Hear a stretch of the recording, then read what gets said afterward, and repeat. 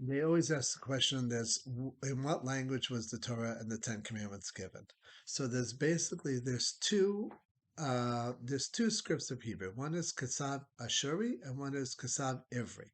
Kasav Ashuri is the fancy script that we all see, that you see Sefer Torahs and written and sidders and all the things with the nice curves, with the nice, smoothness. It flows nicely. And Kasav Ivri is the one that looks like it's more chiseled out, that looks more like, more primitive, for lack of a matter. So again, so which language was the Sefer Torah given? So if I'm not mistaken, it's the Radbaz says, and then there's also a statement that when we were given the Ten Commandments and Moshe brought the Ten Commandments down from the thing, a few of the letters floated in mid-air because they're circular. So since they're circular, they weren't attached anywhere to the engraved stone. And there's two different Talmuds. One was the Talmud from Babylon, one was Talmud from Yerushalayim, and they have they have a difference as far as which letters were the actual letters that were floating.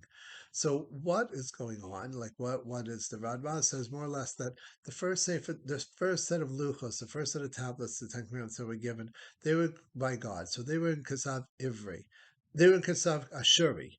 They were in the fancy nice script. However, we all know when Moshe came down from the mountain, he broke those set of luchos, and then he had to go back up to the mountain to get a second set. And so he himself had to do the second set.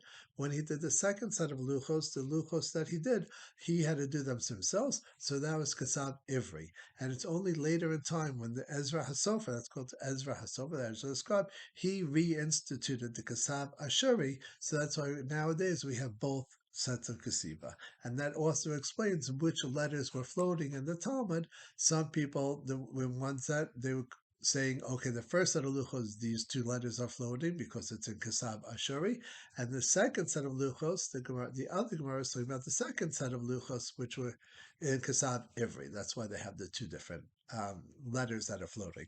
Okay, thank you. Have a good evening.